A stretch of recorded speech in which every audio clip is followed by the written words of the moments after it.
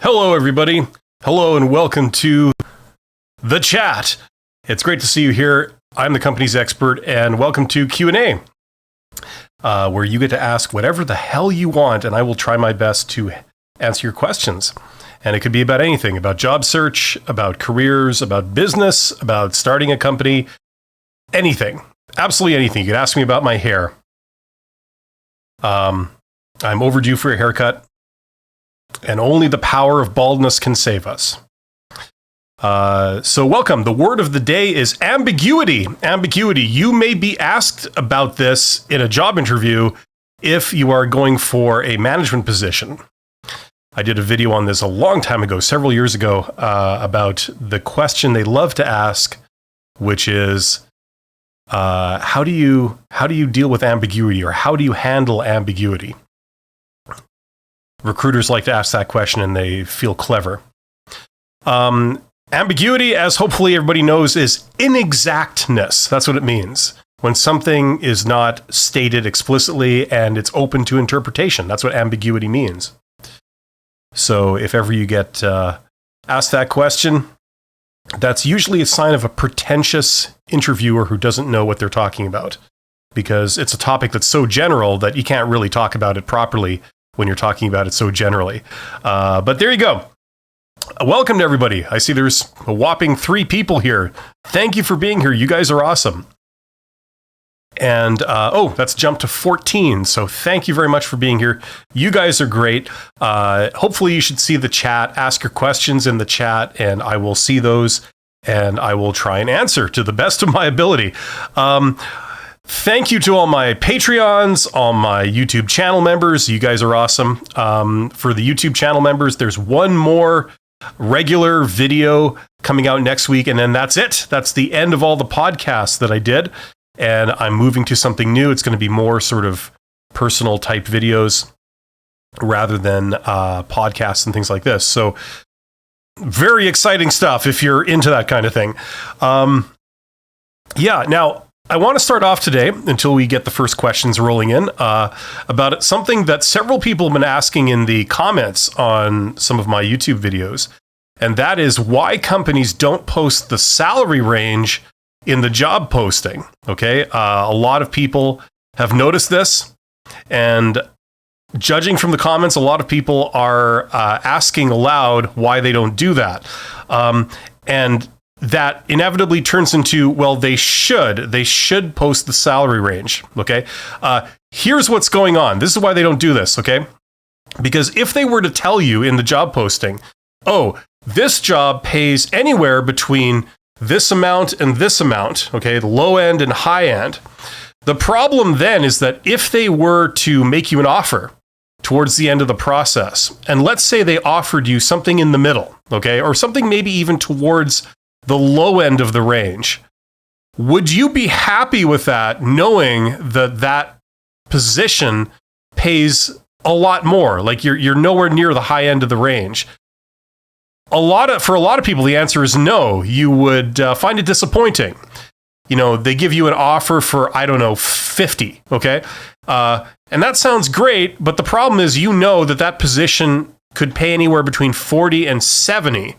So 50 doesn't sound that great, considering you might have gotten 70, right? So whatever they offer you, it's always going to seem like a disappointment, okay? So that's the main reason why they don't post salary information in job postings, okay? It's also why I suspect companies are not going to start doing that, okay? Yes, it would be awesome to know that. It would be awesome to see what's going on with them on the back end, what they're not telling you, what their range actually is.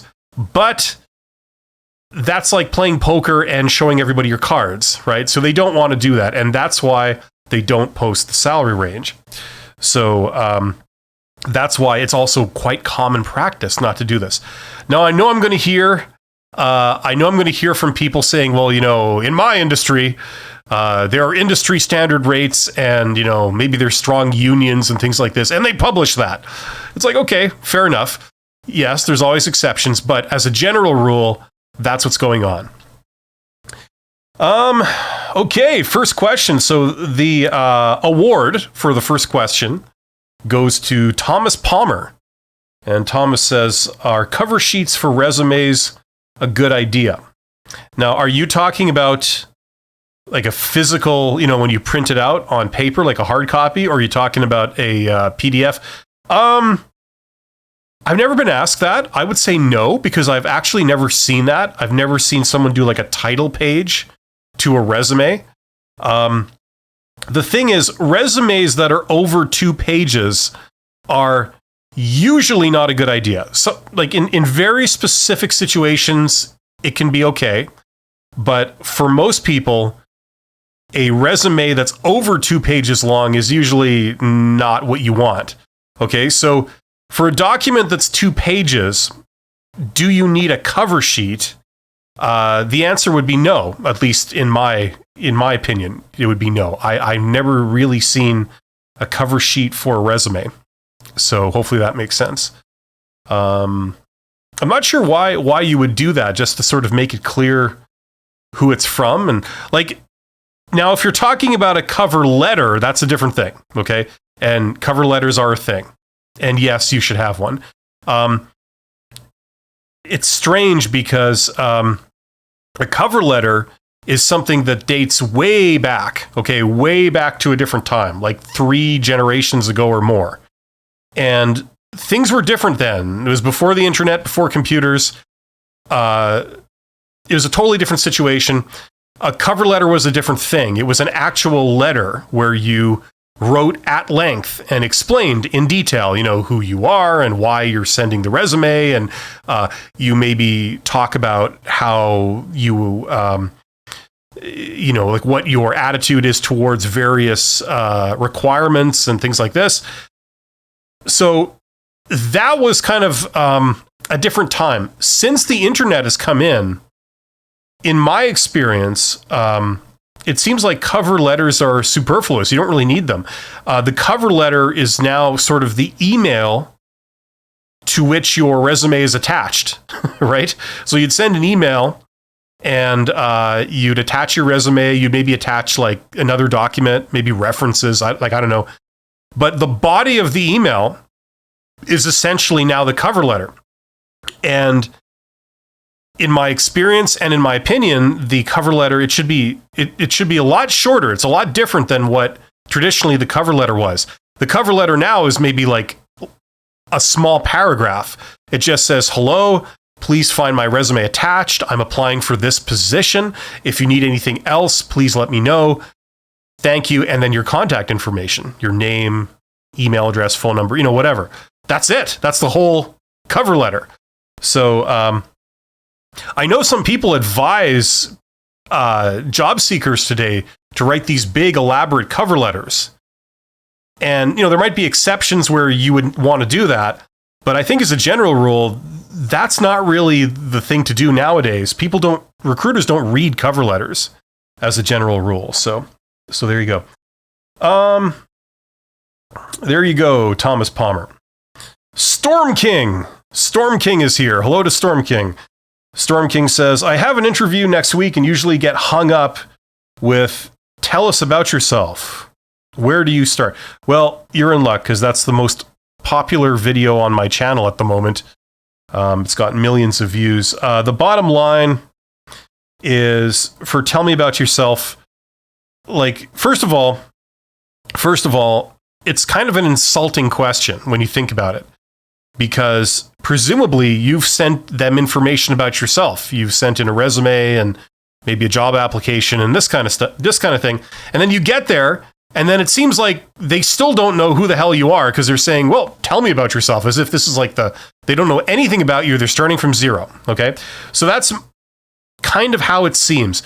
Usually they use this question as the first thing they say in the job interview to sort of be the icebreaker, get the ball rolling. It's what people with no conversational skills do to start up a conversation, okay? Now, here's the thing, okay? In addition to what I just said, okay, like it's like an icebreaker, it gets you started. It can be a bit more of a trick question, okay? Because the problem is when they give you that question, and it is a question, it's not a statement, it's a question because they're asking you to do something. When you start talking, you could talk about literally anything. You could talk about your vital statistics. You could talk about your ambitions. You could talk about your hobbies. You could talk about your family. You could talk about your school. You could talk about anything, right? Like an answer to that question. All would technically be answers to that question, right? However, the problem is that usually in a job interview, the way it works is that they've stated explicitly some of the things they're looking for. They've said in the job description, we're looking for this. Okay, so it's pretty clear what they're looking for, okay? What they consider good if you say you have it. However, they don't disclose everything, okay? There are what I call like a hidden criteria, okay? Like, for example, some of the most basic stuff is they want someone who isn't crazy. They want someone who doesn't say completely inappropriate things, right?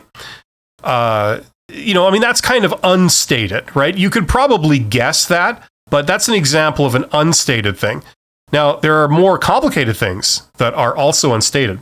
So the problem is that if they say, tell me about yourself, and you start talking off the top of your head about, your hobbies and, the type of person you are and what you did back in high school and, all kinds of stuff like this, it's kind of dangerous because you risk saying something that you think is harmless, but is a red flag for them. Okay.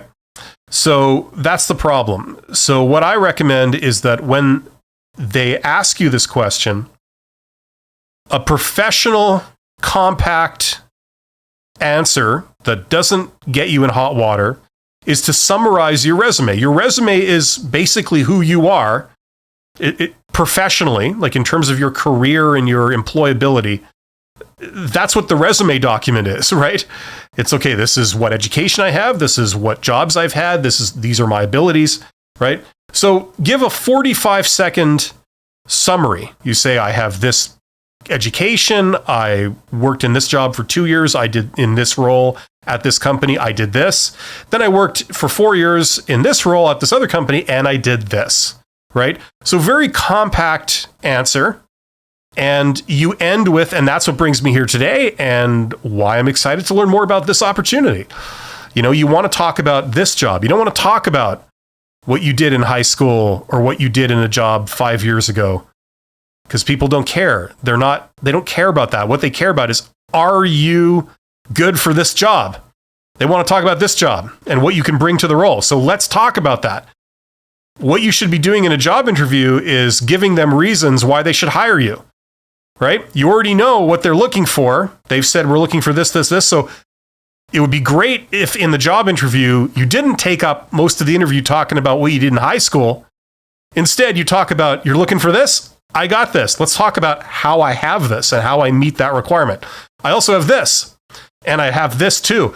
You want them to know this, okay? So that's what you want to talk about in the interview. So you want to get away from talking about high school and other stuff that nobody cares about and get to talking about how you fit in with this job and you have what they're looking for.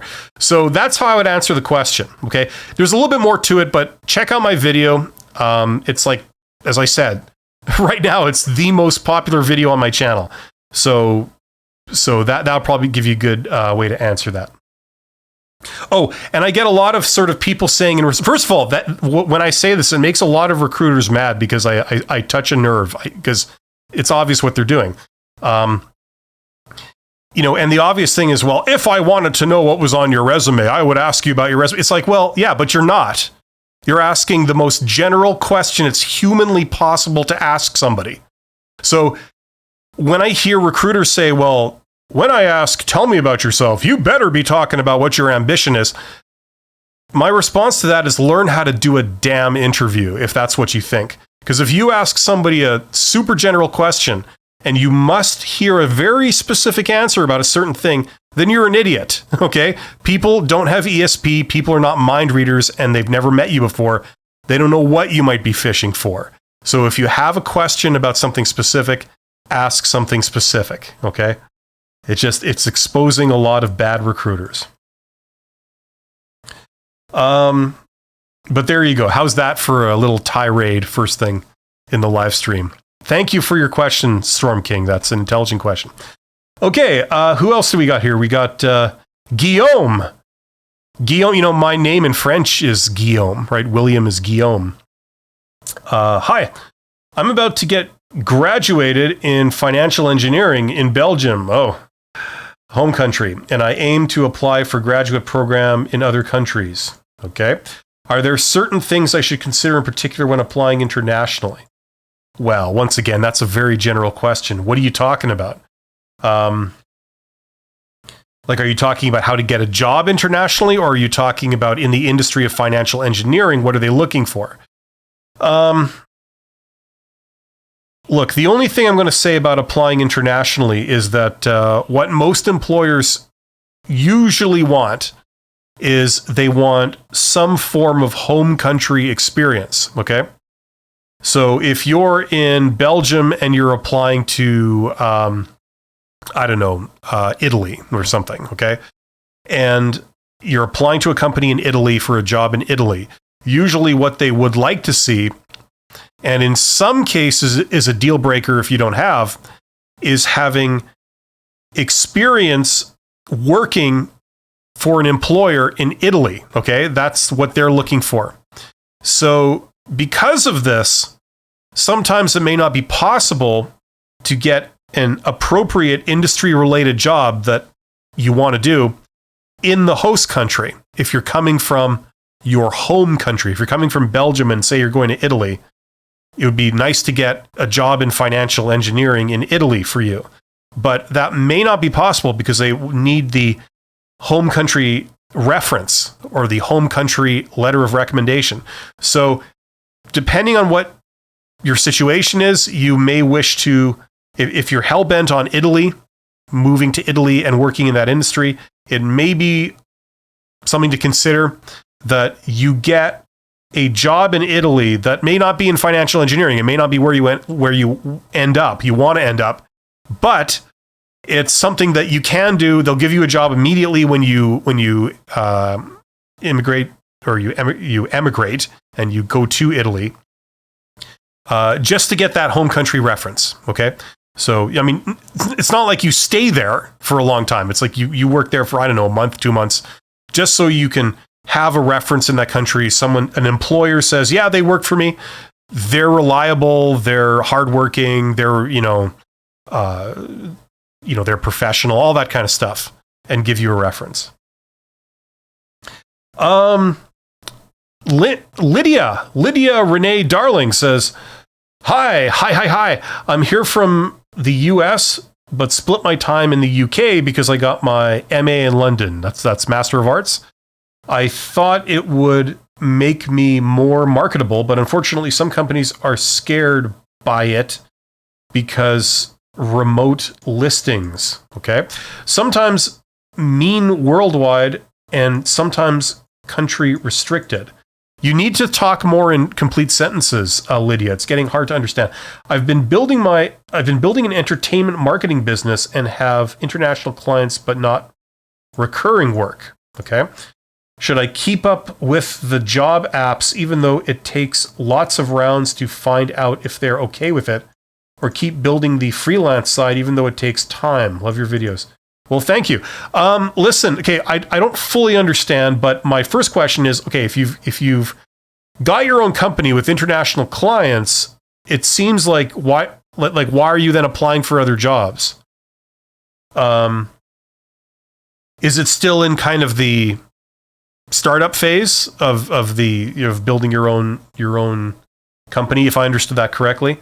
Building an entertainment marketing business. Okay. If you've got clients, that's really good. I mean, I don't think you need me to tell you this, but the number one priority would be trying to get recurring business, right? If you're already working with these people, if you've managed to attract them to your business, the obvious thing would be to try and get them to come back, right? And do more with you. And if that's not happening, number one priority would be to figure out why that's not happening and work on that. Depending on your situation, if it were me, I would really focus my effort on building that rather than going back and working as an employee. Because like many of you guys know, being self-employed or having your own business, to a lot of people and to me, is the ultimate goal of an employee. Okay.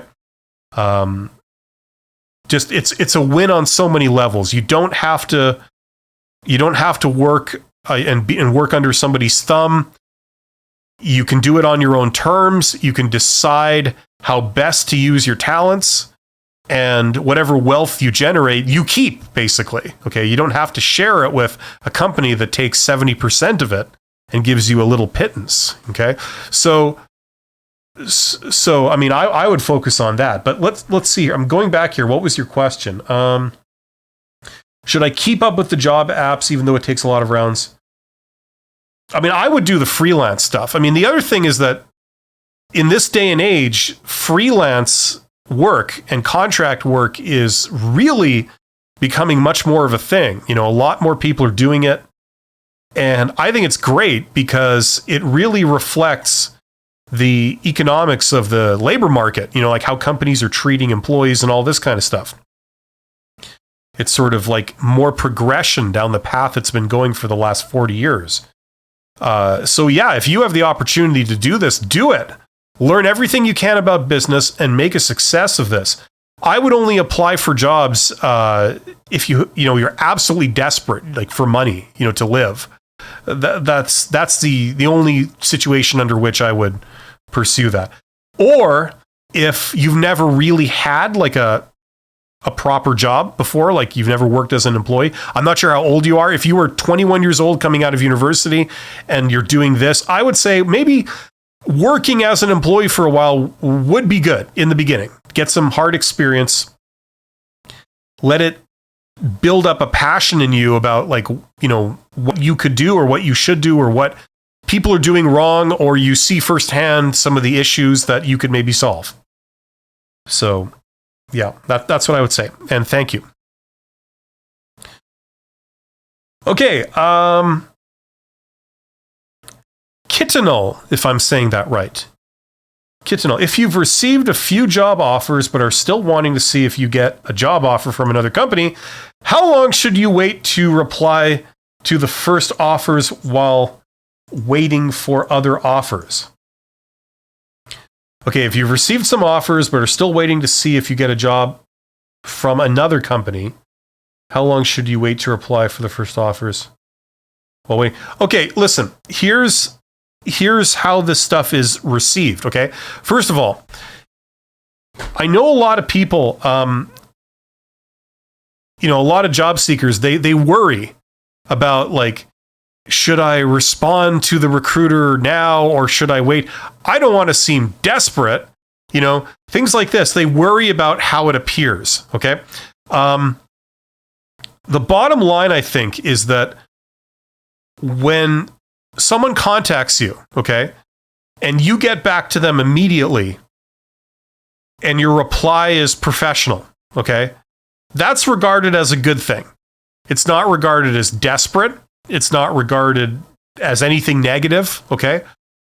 So this whole thing of, like, how long should I wait? You shouldn't wait any longer than you can avoid. You know, if somebody wants to interview you, great, respond to them. If somebody gives you an offer, respond to them, okay? Now, I understand, I believe I understand your issue, okay? You've got other things going with other parties. You're following other leads. And until they pan out, you don't really know if you're available to accommodate this offer you've received. So I get that. Like, you know, you're wondering, okay, you know, I've got a job offer or I've got an interview at a second company, but I don't want to respond to them until I see how the interview with the first company turns out. Listen, as much as possible, this is what I would do. I would operate like those interactions, okay, those contacts with people. I would manage them as if they were completely independent, okay? So if somebody gives you an offer, okay, but you're still waiting to hear how an interview turned out with the company that you think is more desirable, okay, don't, like, you know, make one interaction dependent on the other interaction, okay? Just deal with them all as if they're independent interactions. So if they give you an offer, examine the offer as if it's your only offer, okay? And with the assumption that no other offers are forthcoming from any other entity, okay? Then respond as promptly as you can, okay, to that offer as if that's the only thing that matters, okay? Now, in the meantime, while you're dealing with them, if somebody gets back to you from this other company, the second company, and says, we'd like to also give you an offer, then you deal with that in a similar way, okay? Don't make one thing dependent on another thing, okay? Things may not pan out. Usually with this type of work, the odds are that they won't, okay? Any one interaction, the odds are against you. Okay? So just proceed as if they're all independent. That's what I would do. That's how you have to do this stuff. And it doesn't seem desperate. Don't worry about getting back to people. If you get back to them too promptly, does it seem desperate? It doesn't, okay? People like people who get back to them promptly, okay? So it's actually a good thing if you respond quicker rather than strategically doing it so that you're fashionably late or something, you know? Okay? That's usually how these things are taken. Okay, Guillaume says, yes, more about getting a job internationally. Like, do I have something to bring more than a native candidate? Yeah, you do.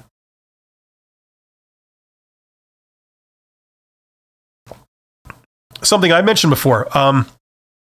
It's weird because, listen, what I'm about to say, it's not real. It's not anything real. It's a perception, okay? It's how people perceive things. And it's all smoke and mirrors. There's a syndrome or a phenomenon, whatever the hell you want to call it, where people regard the non-local candidate as having more value, more exotic, okay? Now, in absolute terms, that's not really a thing, okay? It can be. It can be. If you spread the geographic area of your job search wider, technically, you are exposing a larger talent pool, and the assumption is that within that talent pool, you'll get more qualified candidates, right? It's also a hell of a lot more work to do it because you're doing a lot more work. But whether that's true or imagined, people have this thing where they think like, oh, we're thinking of bringing someone in from this other country. Now, the assumption that a lot of people will make, it's kind of like a psychological thing going on, is that candidate that's being brought in, because they're coming in from another country or someplace far, far away, it's that they're exotic and they're that talented. We went so far afield to find this candidate that they must be good, okay? And that's a perception, okay? And you have that sort of combating the opposite psychological phenomenon, which is, oh, someone who's from far away, there might be cultural issues, there might be language issues, there might be other, knowledge of the local laws and practices issues. They would have to be onboarded and, things like this for longer. So you have both these sort of phenomena, right? At the end of the day, it doesn't matter, okay? You have something to bring, and you're regarded as more exotic, and the assumption is if they have to go very, very far to get somebody, presumably that person is more talented than the people that they have right on their doorstep. That's the assumption, true or not, okay? So you can play on that, or you can at least not do anything to contradict it or burst that bubble. That's what I would say. Okay, here we go. Lydia Renee, I like your name. Lydia Renee Darling says, exactly, Bill. Yes, I like you even more when you say stuff like that. Still in the early stages. So more one-off clients than recurring, consistent work. Okay, yeah. Yeah, and that's how it goes, okay? Like that in itself is not a problem. You could be on your way to starting the most successful business the world has ever seen. That's still what you see in the very beginning, okay? Thank you. That's super encouraging. Good. I'm glad you got something out of that. Yeah, all the best of luck to you. You know, and yours is a great example because on this YouTube channel, I talk about how to get a job. I also talk about entrepreneurship stuff. I haven't done that in a while because whenever I put out videos about entrepreneurship, they get far fewer views. And I'd love to talk about it more, but in terms of putting out videos about it, they don't seem to be super successful because there's a lot less people that are interested in that. However, one thing I will say is that there's never been a better time than right now to start your own business. It's easier than ever. It's cheaper than ever. And you can get access to information, about how to do it a lot easier. And ultimately, as far as I'm concerned, and sort of my worldview, is that should be almost everybody's goal. Okay. Like there's many people out there that don't particularly enjoy working at jobs. It's not that the work is bad. It's just that the life situation is not ideal. You're not doing it on your own terms. You're working at somebody else's behest. They're telling you when you have to be at work. They're telling you how to work. Now that's fine for a lot of people. Okay. A lot of people are not very ambitious. A lot of people, they don't really care about business. They don't really care about, creatively coming up with what you're going to do in life. They would rather just someone tell them, okay, I need you to do this. And as long as you follow orders, basically, they give you money, and that's fine, right? So for some people, that's perfectly fine. And there's absolutely nothing wrong with it. For other people, though, maybe you work at a job and it's boring. It's just like you go to work, you do your work, and all the time you're thinking like, this is so stupid. Like, why am I doing this? This is ass backwards. If I was to do it, it would actually do some good, but this doesn't really do any good. And this is how you feel. You also are maybe ambitious. You also are very creative. You also love to learn and put things into practice. So if that's the type of person you are, you can harness all of that and spin it into you being self-employed. Number one, it doesn't cap your income. If you're really good at what you do, you can make your fortune. Number two, it's much more creatively satisfying. And number three, you get to choose your own sort of lifestyle and, how much you work and the type of work you do. You're in much more control of that stuff. So if that's the type of person you are and you have some talents and ambitions, I would not do the thing where you tell yourself, oh, that's just fantasy. I have to get myself a proper job. Because as a lot of people know, a proper job, depending on your situation, is not really much of an improvement. Okay, it's not really this amazing thing that it might have once been. You know what I mean? So anyway, that's I won't go on at length about this, but that's kind of the situation for a lot of people. Incidentally, it's also one of the reasons I created that $100 MBA course, which is right there. I mean, it's for people that you want to learn business and how to do things, but you don't really care about impressing anybody with your fancy degree and your piece of paper. It's just you want to learn, you want to have the knowledge, right? So that's what that is. So if that's of any interest to you, you could check that out. But I mean, I created that for people in that situation, and it came from several years of mentoring startup founders and small business owners and things like this. So there you go. Vijay, if I'm saying that right, Vijay, I would like a comment if my reporting manager is not relieving me early on multiple requests and not even accepting the replacement I provide. I'd like a comment if my reporting manager is not relieving me early and not even accepting the replacement I provided. Sorry, you lost me there, VJ. If you could maybe spell that out more precisely, what your situation is or what your question is, I'll do my best to answer. Kitchenall again. So can you let the recruiter know that you're entertaining other offers, but we'll get back to them as soon as possible? Well, yes. Okay, look, This is a question that people ask, should I tell the recruiter that I'm interviewing with other companies? Sometimes they will ask you explicitly in a job interview, are you interviewing with other companies? Okay. Now, there's really no consensus on whether you should say yes or no if you're interviewing with other companies. Okay. If it were me, personally, I would say no, but I'm not sure if I would like sort of recommend everyone say that. There's pros and cons to saying yes, and there's pros and cons to saying no. It really depends on who you're talking to. If you're interviewing with other people and you tell them this, some recruiters will regard that as a big negative. You know, they don't want to put your name forward because if they tell the hiring manager, this person is the one I recommend, you should interview them, and they set it all up, only to have you then accept another offer and leave, it's embarrassing for them. It makes them look like a bunch of amateurs, okay? On the other hand, some people claim that if you tell them that you're interviewing somewhere else, it does two things. Number one, it validates the fact that you're someone who's in demand.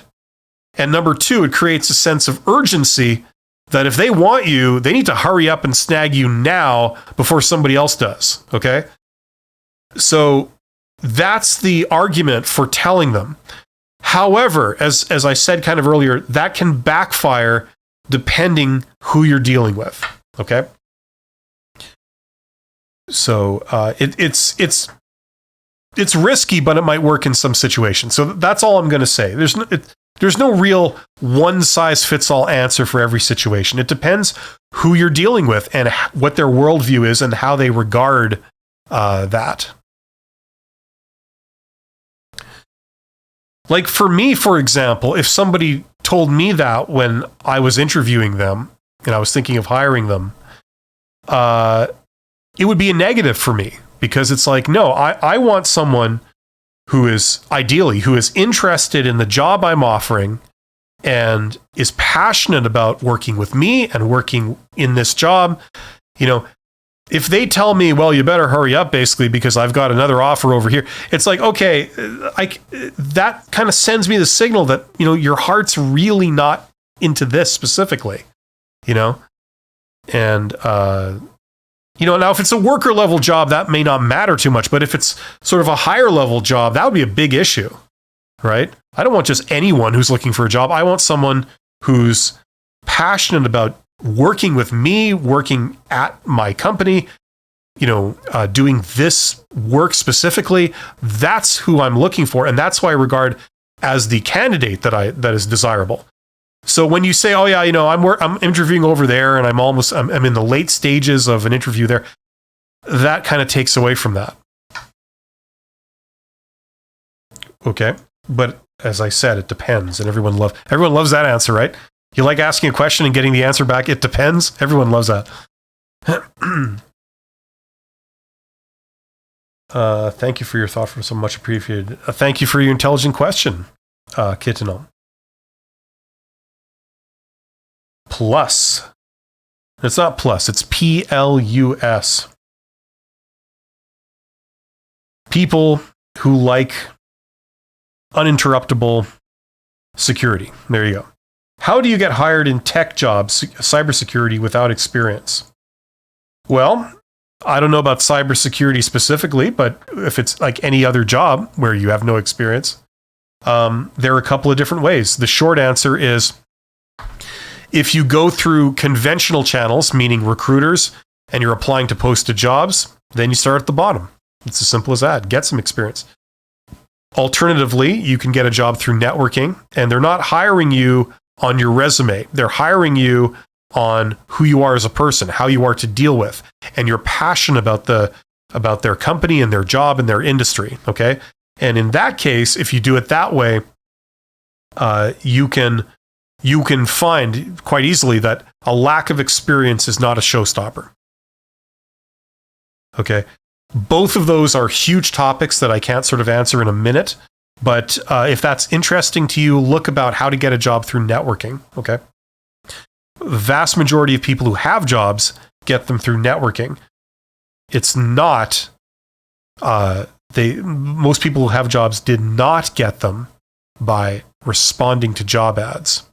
That is surprising to a lot of young people, but it's true. Don't take my word for it. Look it up. Fox, Brooklyn, New York. Miriam Medina says, when you're temping in a company and they hire you as a permanent, will the pay stay the same? Will it go up or down? Okay, first of all, anything is possible, but usually it will go up. Okay? Usually. It may stay the same depending on your situation, what you're doing, what level you're at. Okay? The best thing to do is to find out. Now, listen, as these things work, okay, a lot of young people, I'm not sure if they think this because school has conditioned them to think this way, or maybe it's just an assumption.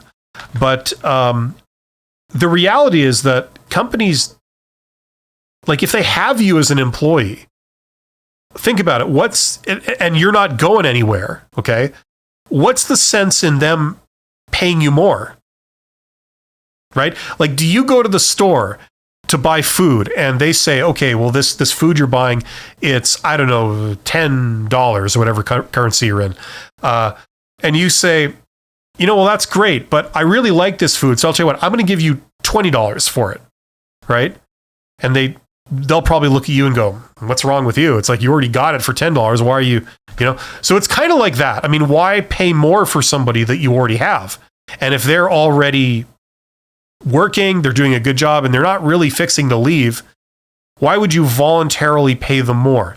The answer is you would not. Okay. Now, sometimes companies will voluntarily pay someone a little bit more because they believe that if they don't, this person may want to leave. Okay. But that's a big assumption for them to have that belief. Okay. They don't have that as the default, right? In fact, most companies or most employers, they believe the opposite. They believe that, look, if this employee wants more money, that's stupid because we could just get rid of them and there'll be someone along in 5 minutes who does want that job for the money I'm paying, right? Okay, so this is the thing. It's not about people wanting to pay you more. It's about you going out and getting options for yourself. If you feel you're worth more, go and get a competing job offer in your hand, okay? Then when you go back to your company, you could say, look, I have a job offer. It's for more money, but I would still like to work here. I don't want to have to take this. I'd like to work here. So can you match it? And then no matter what they say, you come out on top. If they say no, then you have a better paying job in your hand. If they say, yes, we will match it, then it's a win-win. You don't have to leave and you get more money. So, I mean, that's how these things work. People are not going to pay you money if they don't have to, right? They're not going to pay you more money if they don't have to, from a sense of fair play or something like that. Like, that's usually how that works. Yes, there are labor laws. Yes, sometimes the law says they have to pay you more, in which case it's a given. They pay you more. But I'm talking about like voluntarily. Kitchenell says, thanks, Bill. I think all of us would just love to hire you as our stunt double for the interview process. You could just get a fat suit and a mask, and that we could try that. But thank you. Thank you. And that was another intelligent question, what you asked before. So that's great. Mihai, if I'm saying that right, Mihai S says, hi. Hi. Fox, I agree with you.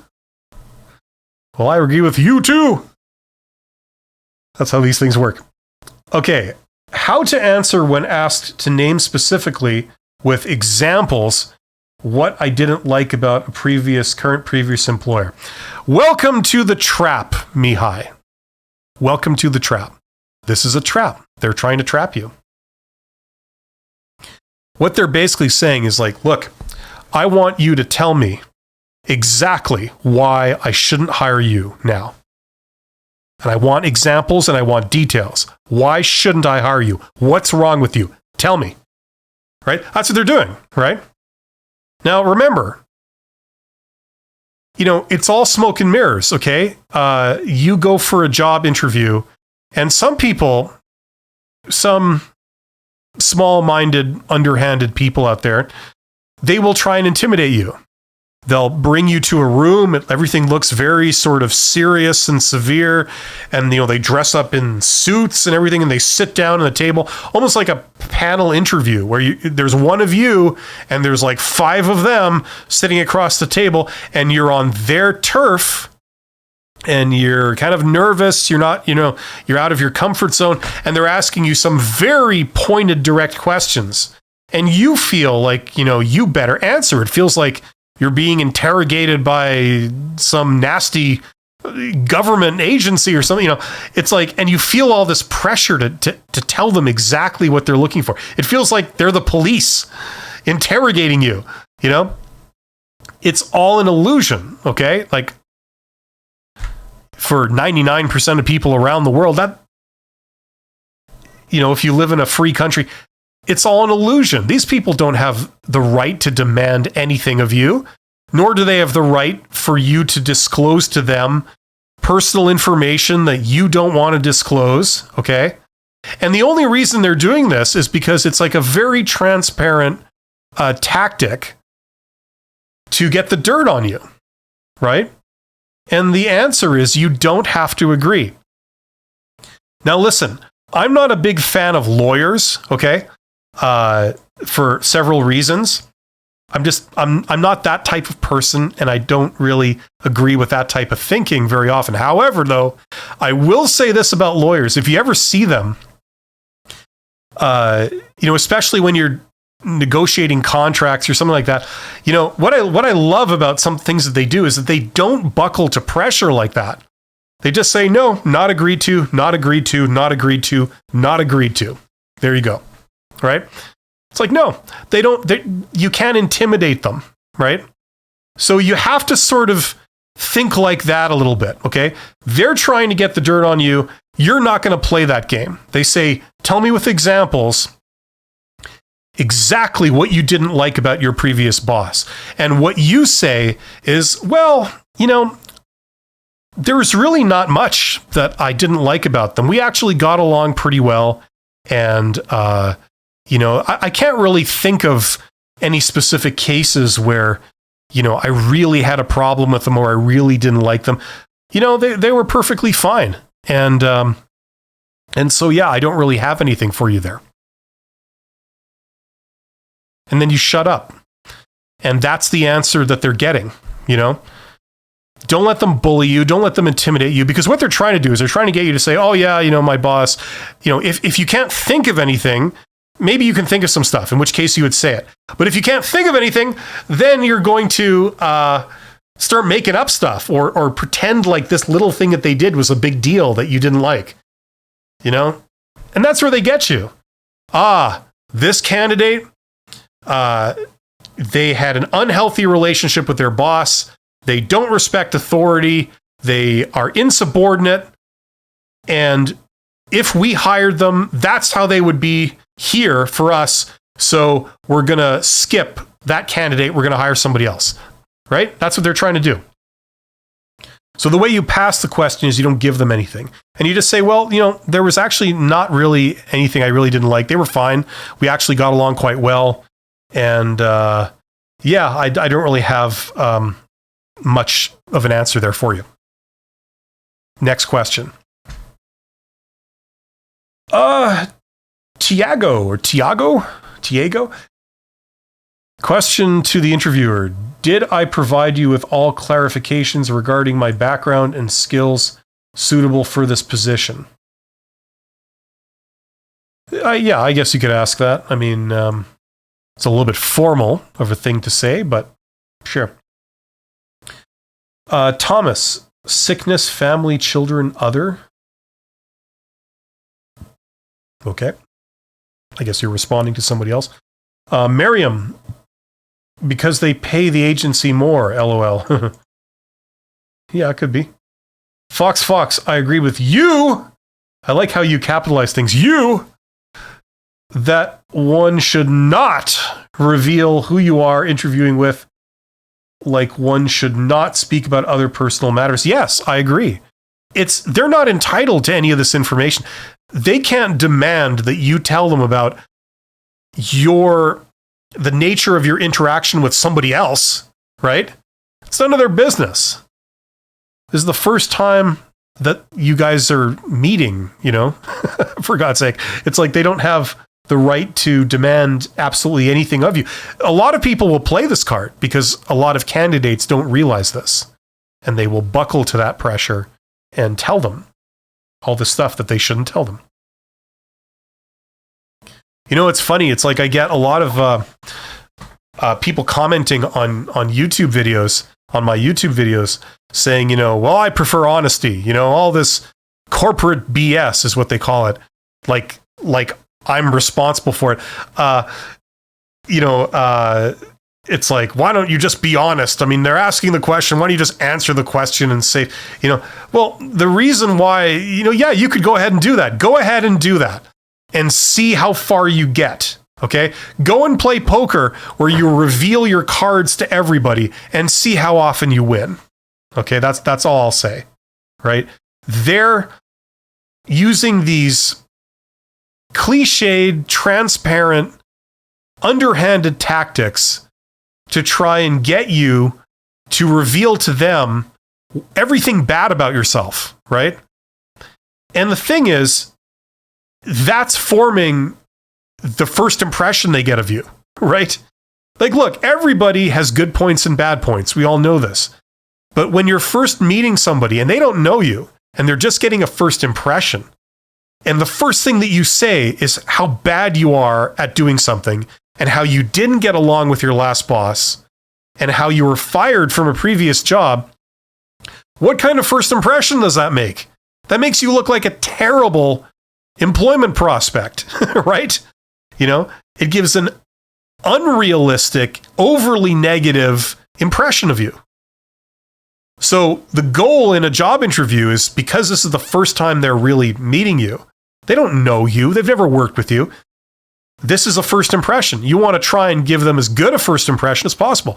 Mention all the great things about yourself and not tell them a bunch of bad things about yourself. Okay? And if you don't believe me on this, look at who gets hired. It's usually the candidate that held back all the negative stuff, right? And I agree, this is stupid. It's an excuse for trying to assess somebody. It's not a very accurate way of assessing people, but this is the game they're choosing to play. So you either roll with it or you don't. This is what they're doing. It's actually a very bad way of assessing people. What you do in higher level circles is you try and get to know somebody better. You actually go out with them, for like a coffee or, a meal or whatever, and just have lots of conversations with them, and almost like a one-on-one kind of friendly thing. And it's totally unstructured. It's not an interview. You just try and get to know who they are. You talk about all these different topics. You get their opinion on everything. You ask them about their past and get their reasons for doing everything they've done. And, like you really actually get to know someone. This job interviews, this is like some really cheap version of that, where they want to try and get the result, but they're unwilling to put in any of the effort to do it. So that's why they ask the questions that they do. And yeah, I agree. It's ridiculous. And you have to play this silly artificial game. Okay, I'm falling behind a little. I'll see if I can catch up. But you're absolutely right, Fox. That's exactly what you do. Bogdan says, good morning. How do you deal with employment history gap? Can I be honest and say I was the primary caregiver to my children? Well, listen, it depends on your situation, but a general rule is, first of all, if your work gap, if your work gap is like your current work gap, okay, then it's something you have to address. It's something that they're going to care about. If the work gap is less than 1 year, usually it's not a problem. you might not even have to mention it. Okay. Okay. So if it's like a work gap that you had in the past, it's on, you had a job and then there was a gap and then you had another job. Usually I wouldn't even go into that unless they ask specifically about it. I would not go into that. If it's a current work gap, you had a job and then you were unemployed and then you're still in that period of unemployment, then it's worth dealing with if it's for 1 year or more. Okay. Now, should you be honest and say you're a caregiver? Yes, you can. You certainly can say that. However, depending on who you're talking to, they may then get the impression that, oh, this is somebody who works not because, or doesn't work, not because they're forced into the situation, but because they would just rather stay at home and take care of their kids. Okay. That's an assumption they might make unless you qualify that. Okay. Now, you can sort of make an argument and say like, well, it wasn't my choice or whatever, but that usually doesn't work. One thing you can do that is harder to argue with is to say, look, I wasn't just taking care of my kids. I decided also to go back to school. I decided to get some training. I decided to volunteer. These are activities that, it's hard for people to really take issue with. Okay.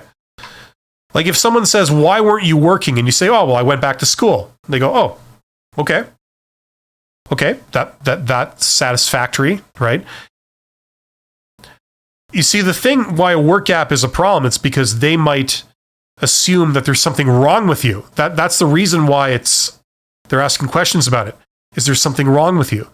Is there a reason why you're not working? Because if there is, we might not want to hire you, right? Because there might be something wrong with you. So the obvious question is, why are you at home with your kids? Okay. Now you can say, oh, well, life got in the way and I had to be home with the kids. But what helps them shut up quicker is to say, yeah, I'm home with my kids, but I went back to school, or I went and I got some training. Now, if that's not actually true, okay, if it were me, what I would do is I'd go take a quick course, okay, a free course, whatever. Just take a course. And then you can answer honestly, I went back and I took some training. What's this work gap? I took some training. I went back to school, right? You don't volunteer a lot of information. If they then probe you, you say, yeah, I took this course and this course, or I took some courses about this. There you go. Okay. So that sort of avoids that question. It's hard to poke holes in somebody going back to school. I was ready to do more. I wanted to learn more about my chosen occupation, my chosen industry. And I did. And now I'm back looking for a job. Gurga says, hello. Hello, Gurga. And Dan says, hi. Gurga says, how do you get a job in Europe or the US if I'm Russian, especially with all the stuff going on? That's a good question. I don't know the answer to that, Gurga. Sorry. It's not really my, like international immigration and stuff is just, and employment is not my core competency. So sorry about that. What? I haven't been following you for a white. Okay. Mihai says, I tried to evade the question to give examples of what I didn't like about my previous employer, but they said something like, everything was perfect. And you say, yes, it was. Yeah, I didn't have any complaints with my boss.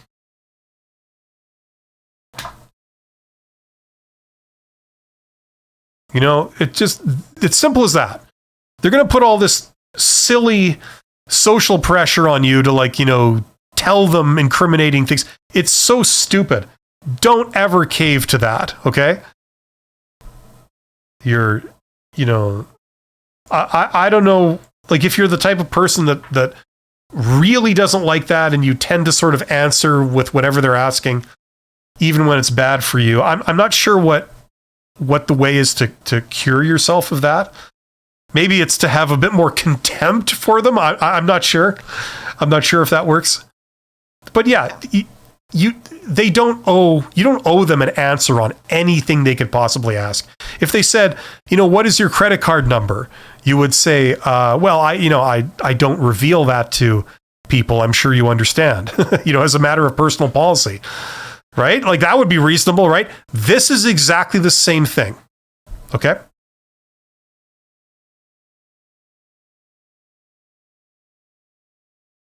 Goat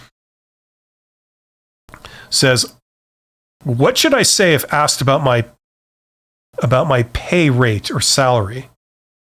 That's a great question, Goat. This also falls under that category of, well, I don't reveal that publicly as a matter of policy to anyone. I'm sure you understand. That's what you say. That's what I would say. They don't have the right to know how much you're making now. That is none of their business. The only reason they ask that question is because they have absolutely no idea how much to pay you. They're going to assess your value based on what you say somebody else was paying you, right? That's what they're trying to do. It's so transparent and it's so silly,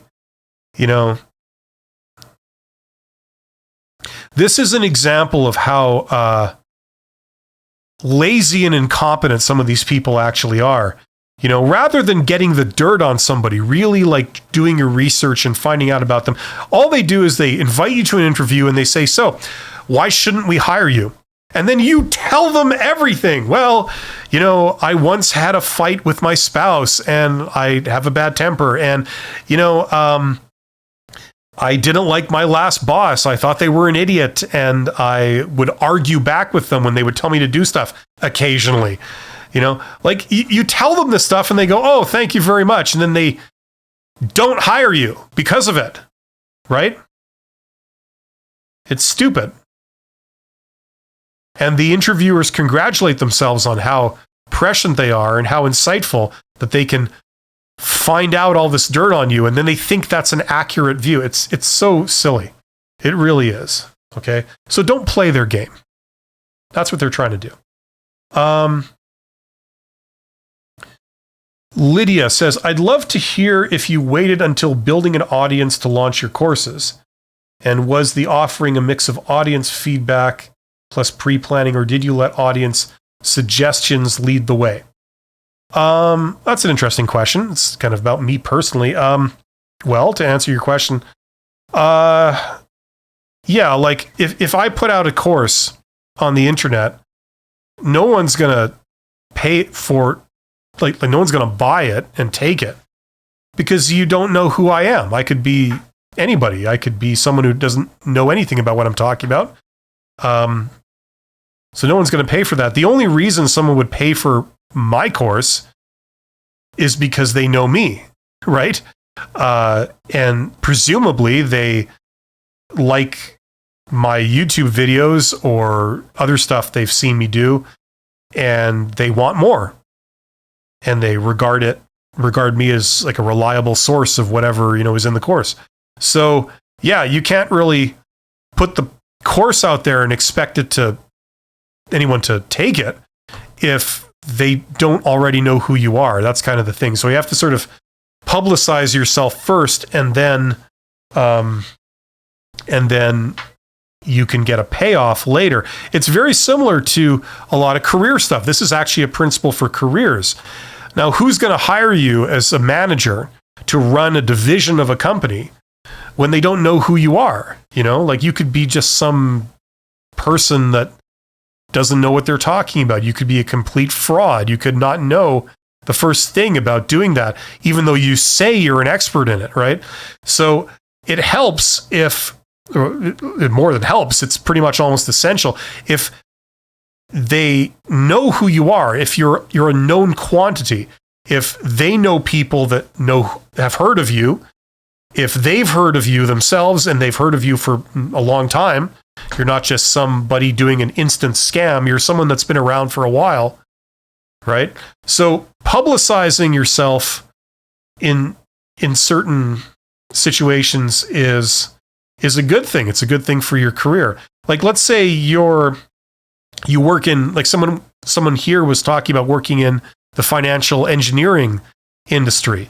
Okay, so let's say that's, and I think, if I recall, they were saying, how do I get a job if I have no experience? Well, maybe what you could do is, if you're passionate about financial engineering and you're trained in it, okay, start doing some posts, on social media, in groups for financial engineering, talking about financial engineering, talking about different concepts, talking about where the industry's going, things like this. And then after a while, maybe people in those little circles will kind of have heard your name, and they know that you're a person that obviously knows quite a bit about financial engineering, right?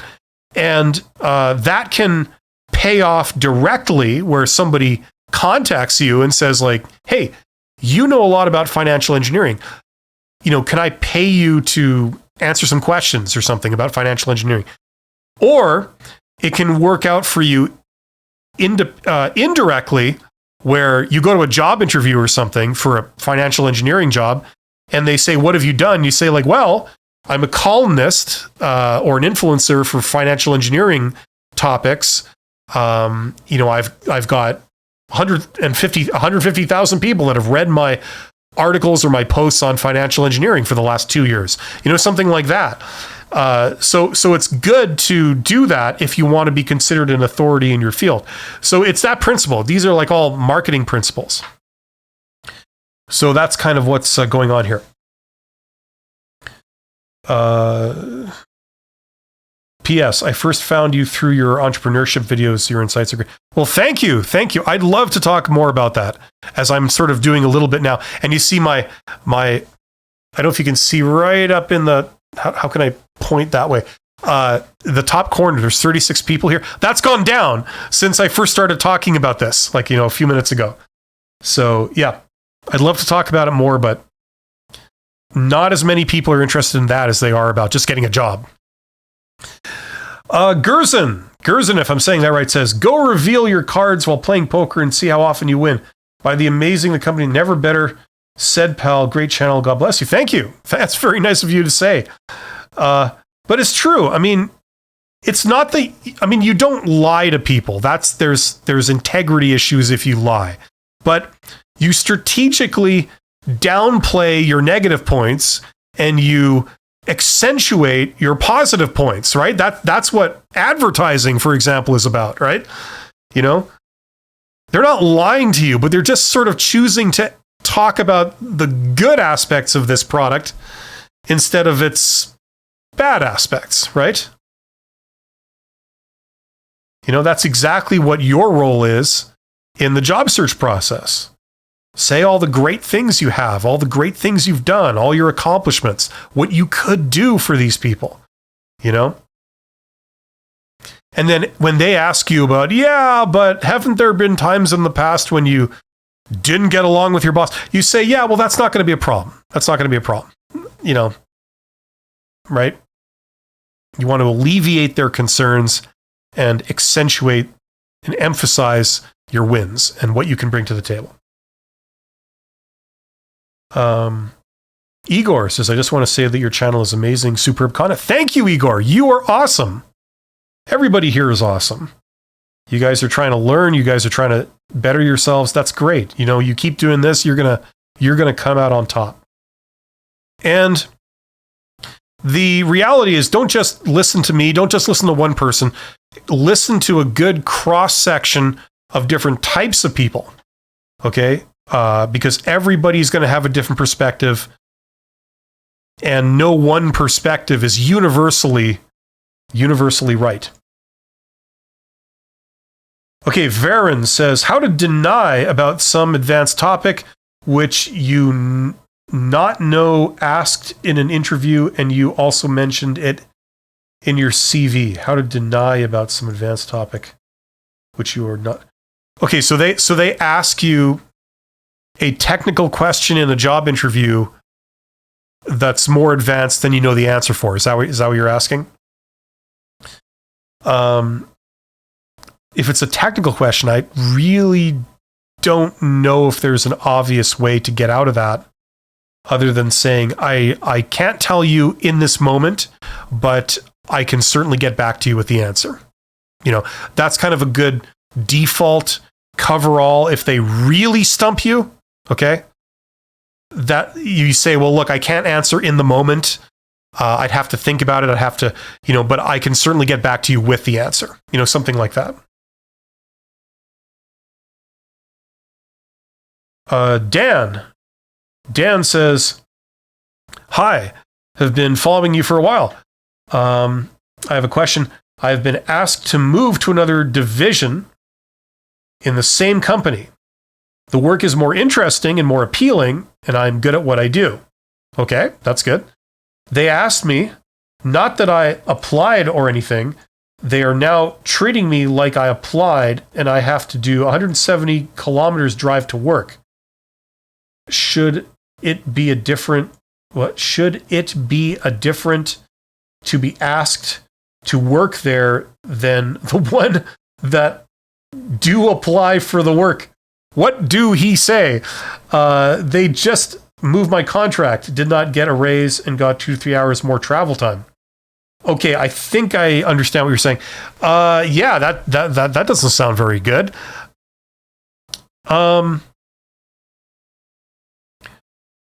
Look, okay, if there's no choice, if they're transferring you and you have no choice in the matter, you have no choice in the matter, right?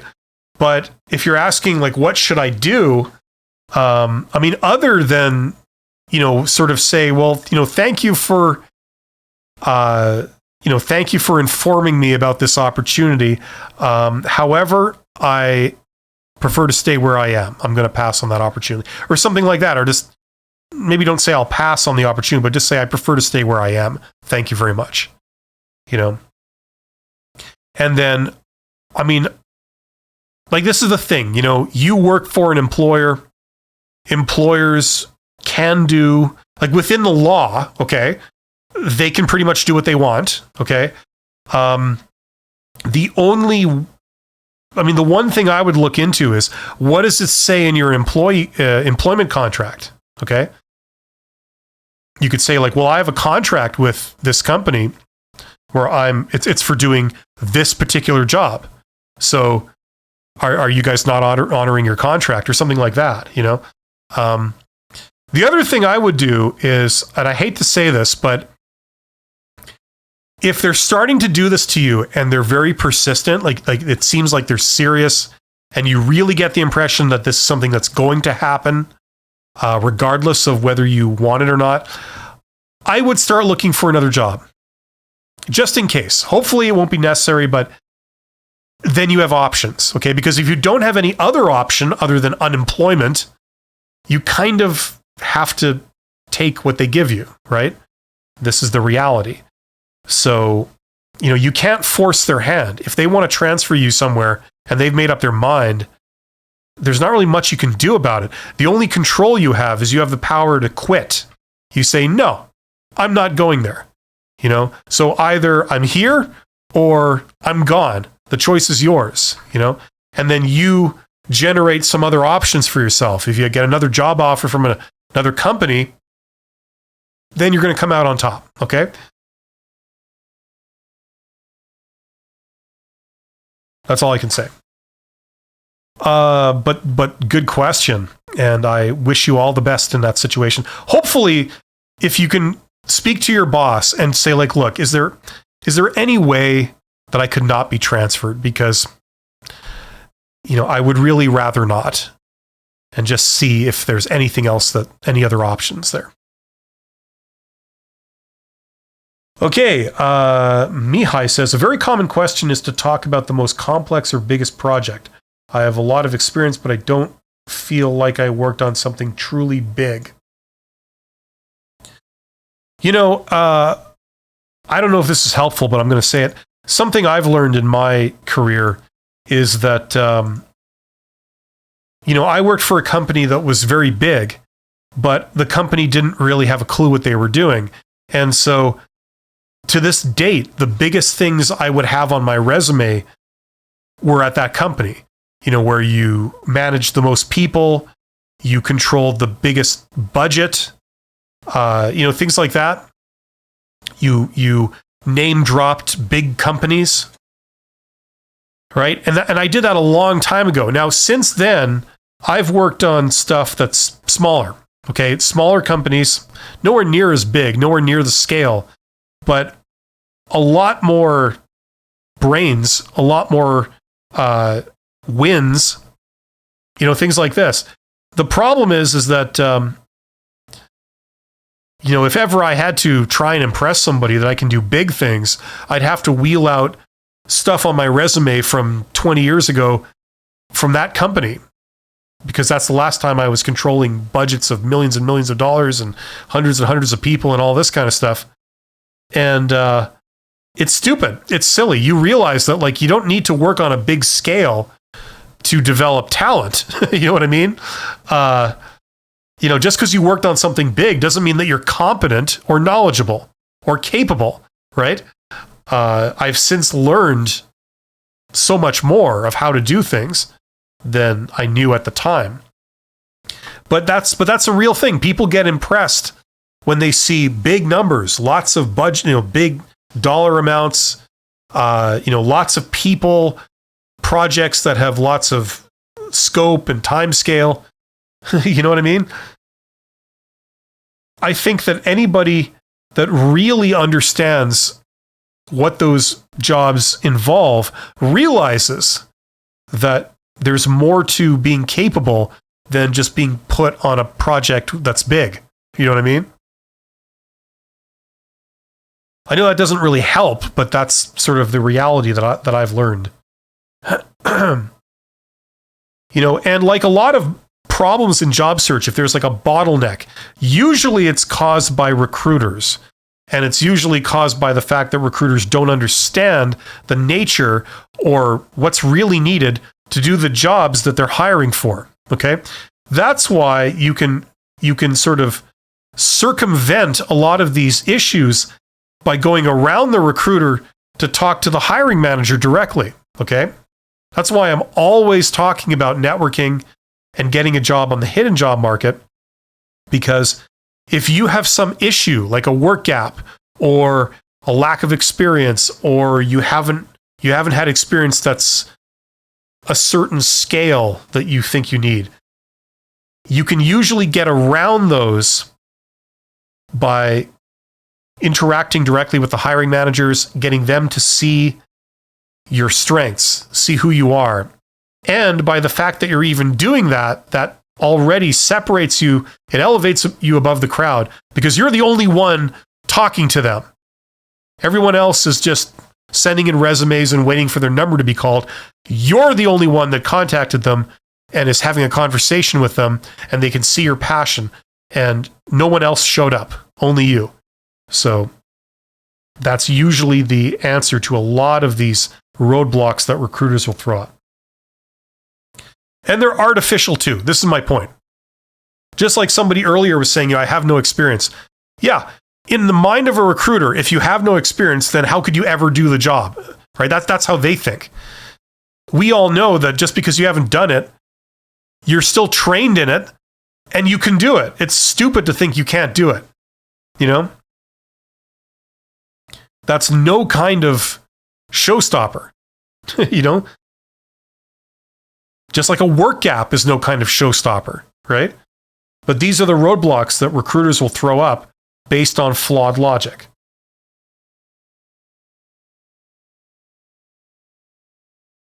Okay. Man, I'm just going on rants today. I apologize. Bogdan says, thank you. I was asked this question for a short 6-month period. I have a small part-time self-employed job that I keep under wraps. Yeah, good idea. The extra work has never affected my day work, so I never mention it. This part-time afternoon work is hard to address, so the skills I have doing that work I tend to incorporate with my other job description. Yes. Exactly. That's exactly the right approach. Employers do not like to hear that you have a side hustle.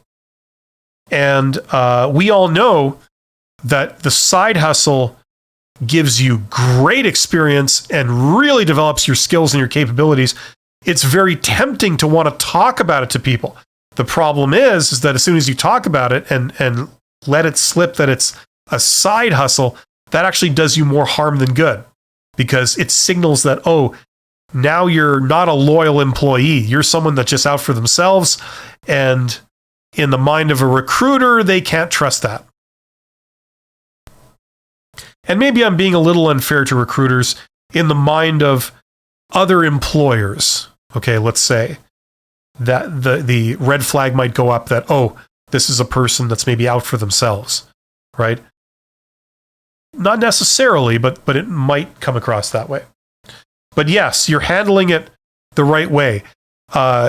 You can talk about having the skills, but yeah, I wouldn't blame you if you tried to attribute it to your day job rather than a side hustle.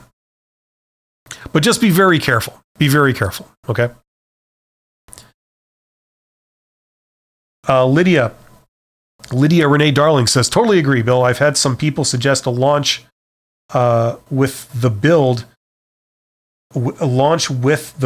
it and they will come build it and they will come attitude, which I don't feel is super. No, it's not. It's one of the biggest lies out there. Build it and they will come. People don't care. You have to create. You have to give them a reason to come. They're not just going to show up, right? It just doesn't work that way. And for anyone who's surprised by that, I mean, learn the basic principles of marketing, right? Marketing is the study of customers or would-be customers. People just don't show up. You have to get them to show up, right? The build it and they will come thing, I think my theory is that that's like something that technical people and operations people tell themselves, right? Don't apologize. Your rants are great. Oh, thank you. I'm glad you like them. And thank you for saying that. Mihai says, about the question on the biggest project I've worked on, here's my answer. I think I have the skills and the passion, and if you give me the opportunity, for me, it's exactly what I'm looking for. Yeah. I mean, you could say that. It's not the worst thing you could say, but I don't think it's the best thing either. I would say something along, like if it were me, I would say, well, I've worked on projects up to this size, and what I've seen so far is that the skills and abilities necessary to work on these projects are highly scalable. So basically, when I did a small project, but I used certain skills and abilities and knowledge. But then when I worked on a larger project, the biggest project I've ever done, what I found was that, surprisingly, it required pretty much the same skills, experience, and knowledge as the smaller projects. So based on that, I don't feel it would be an issue for me to take on slightly larger projects than that. I feel very confident that I could do it. Something like that. I mean, if you're talking to a recruiter, their eyes will probably glaze over. But if you're talking to a hiring manager, somebody who actually knows about these jobs, I'm sure if they know their stuff, there'll be a little light in their eye that shows that, yeah, I know what you're talking about. Whether they admit that to you or not, they will agree. Okay, Zika? Is it okay to bring that when they ask me why I am looking for a new job? Bring what? Can I say I'm looking for a job because I'm not being paid? Okay. Yeah, you could say that. I mean, like, what are you asking? Are they? They're asking you, why are you looking for a new job? Usually the reason why people ask that is not because, I need money. That's not why you're looking for a job. They're asking you, why are you leaving your old job to get something new? What's wrong with your old job? Or what's wrong with your old situation that you want to make a change and then come and work here? That's usually why they're asking that question. Okay? So basically what that question means is, why did you leave your last job? That's usually what that translates to. Okay? Now, if you say, I was fired from my last job, that will usually be regarded very negatively. They'll say, well, here's a person who gets fired. They're obviously a bad employee. We don't want to hire them here because they're a bad employee, right? But if you say something more diplomatic, like, well, I'm ready to do more than what I was doing there. They hired me for a very specific job, and I did that job, and that's fine, but I'm ready to do more than just that, So that's what brings me here. Something like that. Mihai, now you were talking about, like the projects thing. That's exactly what I was thinking too. It's actually a down-to-earth, real honest. Yeah, but beware of those, because down-to-earth honest answers only work with down-to-earth honest people. They don't work on people that have no idea what they're doing or don't understand the job at all. That's the problem. But could not express like you just did. Well, thank you very much, Mia. It's very kind of you to say that, and I'm glad it strikes a chord. It's really true that when you execute things correctly, it does not matter if it's small or a big project. The execution is what matters, and it's scalable. Yes, here is an example, okay, for everybody. Here's kind of a funny example. And a lot of you guys might have done this too, I'm not sure. But, okay, I came up through operations. I'm an operations type guy at heart. And, something like lean manufacturing, lean techniques and things, little ways of approaching a problem that make things more efficient. Whether you're cooking a meal or doing laundry, in your house or in your home, it's exactly the same principles as when you're doing it and you're trying to speed up the production in a manufacturing facility. Like it really is the same principles, Like you could take your kitchen, for example, and you could do time and motion studies on, where you keep all the kitchen utensils and the food and all this kind of stuff. And thinking of like, okay, statistically, what types of meals do I prepare in my kitchen? If 50% of the time I'm always making the same food, let's optimize the kitchen so I can make that particular food extremely efficiently, Things like this. And you're using all these techniques. I mean, it's the smallest scale you could possibly imagine. But these principles scale up to a very, very large facility, The project that I was talking about earlier that I did many years ago was a manufacturing line in a huge manufacturing facility, and I was tweaking it and getting it to do a different type of work. So millions upon millions of dollars, huge customers, a lot at stake, lots and lots of people. But basically, you're using the same principles that you could use in changing how you do laundry in your home. You know what I mean? It's not exactly the same. There's a little more to it, especially when there's a lot more people involved. There's more of a people element. But, I'd say about 70% of what you're doing, you could apply it to how you organize your house or something. You know what I mean? Like your home. So yeah, things scale up quite easily, Same with financial matters, like the way you manage your personal finances. If you're the type of person that has you're fortunate enough to have different savings and, you're investing your money in different things. It's like you scale that up and you're dealing with, financial management of a group of companies. Most of what you're doing can scale all the way down to your personal finances, right? So this is the thing.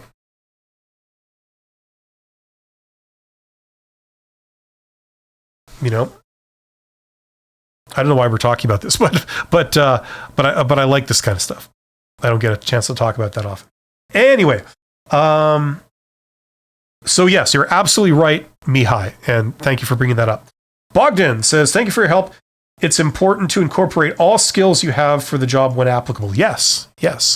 And I think what smart hiring managers do is, what they do is they look at your resume and unlike what recruiters do, where they look at like years of experience in different roles, what I think a intelligent hiring manager will do is they'll look at your work history and they'll look at like, okay, the person has had the technical skills I need here.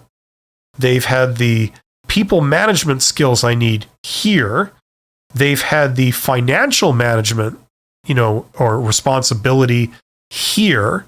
They've had the sort of public relations experience and protocol that I need here, So like you've got the constituent skills. This person is capable of doing all those different things. Just because they haven't had a job where they've done them all together and exactly the way we would want at the same time, that doesn't matter as much as people think. This person has done all that. They've learned all of that. All they just have to do is put it together, right? So that's how I think some intelligent hiring managers think. That's not how a lot of recruiters think, unfortunately. That's also why, once again, I recommend getting a job through networking. Talk to the hiring manager directly. If this experience you have, like what I just described, can shine through in your conversation, they will recognize that. And the fact that you haven't had a job where you'd be doing exactly what you'd be doing here, that becomes less important because they can see that you have all the constituent skills.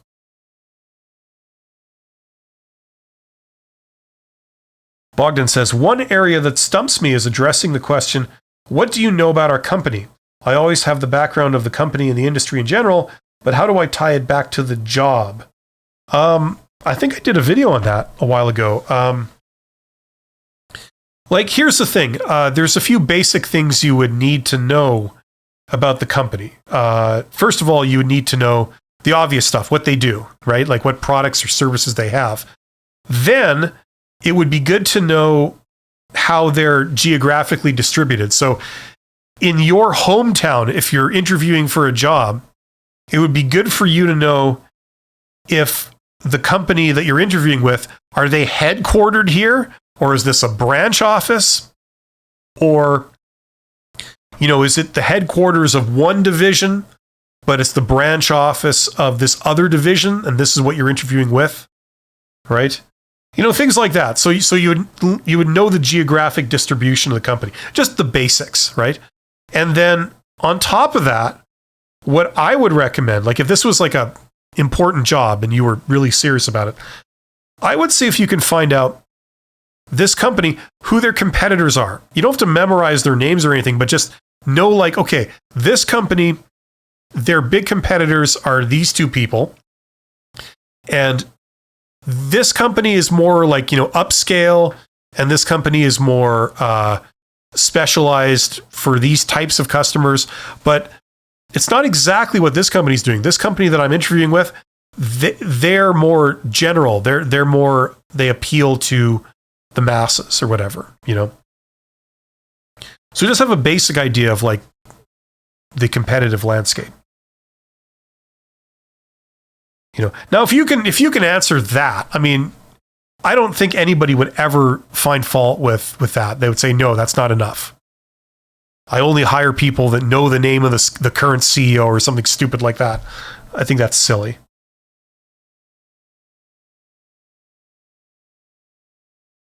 Like for example, you interview with a car company, say Toyota, right?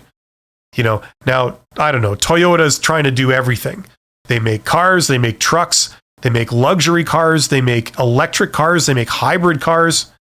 They're trying to do everything. Now, I know that in the hybrid space or the electric space, they're competing with Tesla. I know that, in the sort of traditional car and truck markets, they're competing with Ford, General Motors. I know that in the luxury area, they're competing with, I don't know, like Lexus or, like this kind of thing, right? I mean, like that's what I'm talking about. You just have the basics of that. And that Toyota, maybe their competitive edge is that it's great bang for the buck and high reliability or something like that.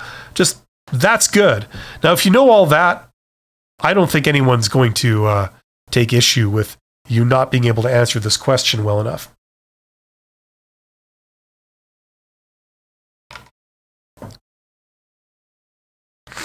And there we go. Looks like we've come to pretty much the end of the questions here. So, yeah, I want to address, before we wrap up today, I'll take a couple more questions if there are any.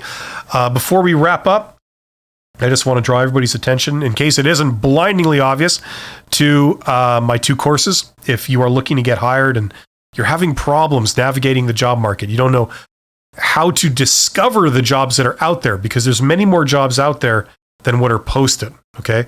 And then on top of that, you don't know how to apply for the job, you don't know how to put on your resume, or you're looking to learn how to get a job through networking, okay? Most people get jobs through networking.